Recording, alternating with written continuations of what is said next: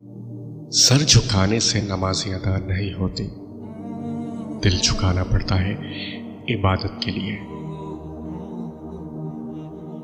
مقدر اتنی بار بدلتا ہے جتنی بار بندہ اللہ پاک سے رجوع کرتا ہے۔ اگر نماز فجر کے لیے بیدار ہونا تمہاری پہلی پلاننگ نہیں تو باقی دن کی پلاننگ کا کوئی معنی نہیں، کیونکہ تمہارے دن کی شروعات ہی ناکامی سے ہوئی۔ کبھی کبھی اللہ ہمارے ارادے اور یقین کو توڑ کر ہم کو سمجھاتا ہے کہ ہوگا وہی جو میں چاہتا ہوں۔ اللہ پاک کا بنایا ہوا ہر شخص مکمل اور خوبصورت ہے، بس خامی اور کمی تو ہمارے اخلاق اور رویوں میں ہے۔ اللہ اپنی طرف آنے والا راستہ اس کو دکھاتا ہے جو اس کی طرف رجوع کرتا ہے۔ آپ کی بہتری کس میں ہے یہ آپ کا رب بہتر جانتا ہے۔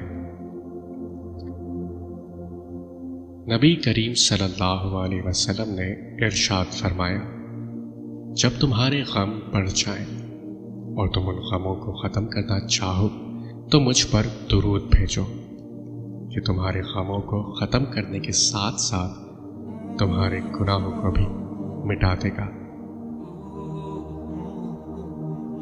تمہاری تکلیف ایک بوند کی طرح ہے اور رب کی تم سے محبت ٹھاٹے مارتے ہوئے سمندر کی مانند۔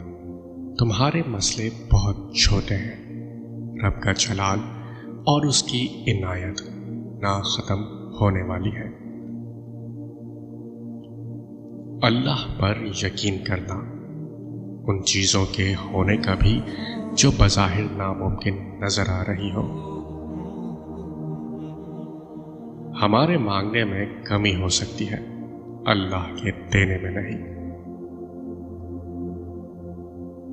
بہترین فیصلہ چاہتے ہو تو سب کچھ اللہ پاک پہ چھوڑ دو۔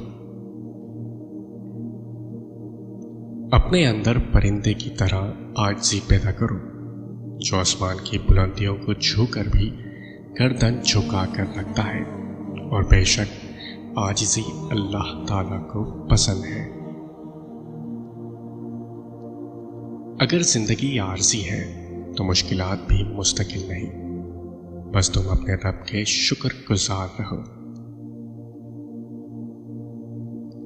اگر اللہ نے وہ لے لیا جسے کھونے کا تم تصور نہیں کر سکتے تو یقیناً وہ کچھ ایسا تمہیں ضرور دے گا جسے پانے کا تم نے سوچا بھی نہ ہوگا۔